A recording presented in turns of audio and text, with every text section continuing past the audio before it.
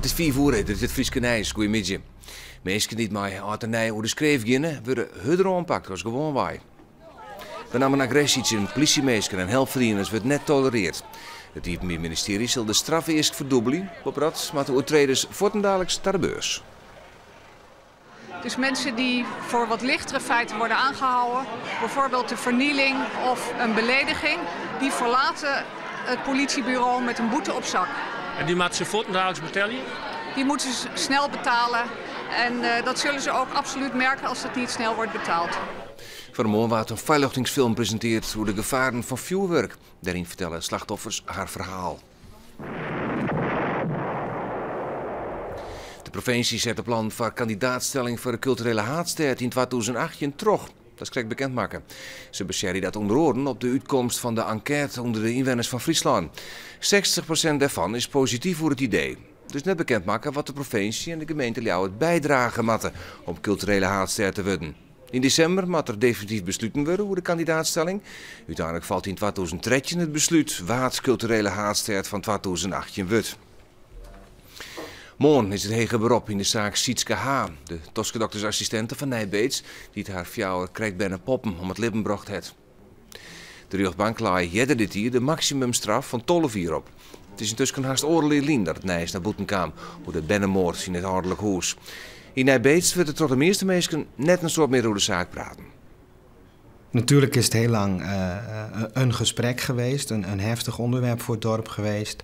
Maar je zag eigenlijk al ook dit voorjaar naar de rechtszaak toe, en zeker nu, dat het niet meer een zaak is. En dat mensen het er in ieder geval op straat en in de winkels niet meer over hebben. De ouders van Sietske H. wonen zo'n kwartier weer in het dorp. Zijn we skoftlang op een geheim adres wennen. Zorgverzekerde de Friesland wil Takkenmier 3000 mensen leren te reanimeren. De komende tijd voor de 400 reanimatiecursussen jong. De lessen binnen vergees. DCS zal eerst meewerkers van de Frieslandse cursus volgen. Daarna worden ze onbeheer in het dorp met bedrijven. De zorgverzekerde wiest op het belang van reanimatie bij een hartstilstand. De kans op Libië rint dit toch onmerkelijk op. Blijf rustig.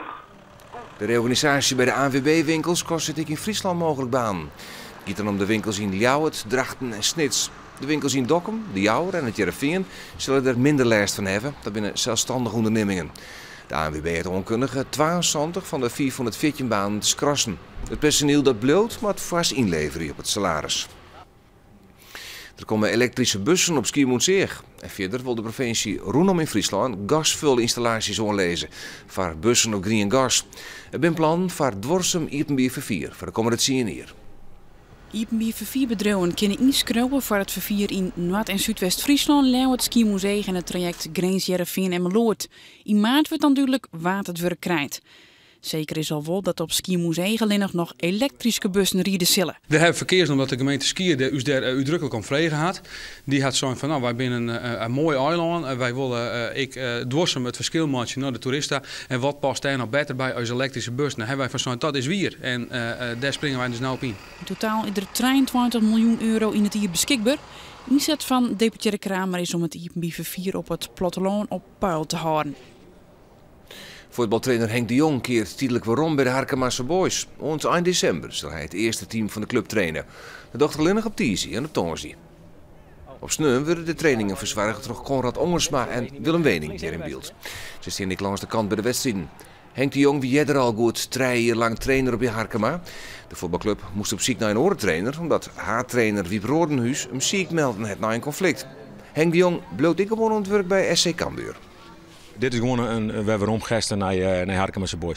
En ik denk dat er in de toekomst, en dat is misschien wel leuk, dat we misschien wel eens wat met Harkemasse Boys samenwerken kennen. Dat dit weer een aanzet is om misschien daar te zeggen, nou, dat kan spelers spelen. Zie je de mogelijkheden daar.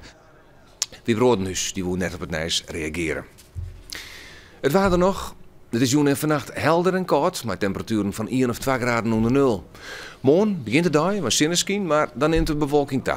Het blijft droog, de temperatuur in het op rond een graad is 8. Er zit een vrij krachtige zuidwestenwind. We krijgen vreest geen nachtfrost meer.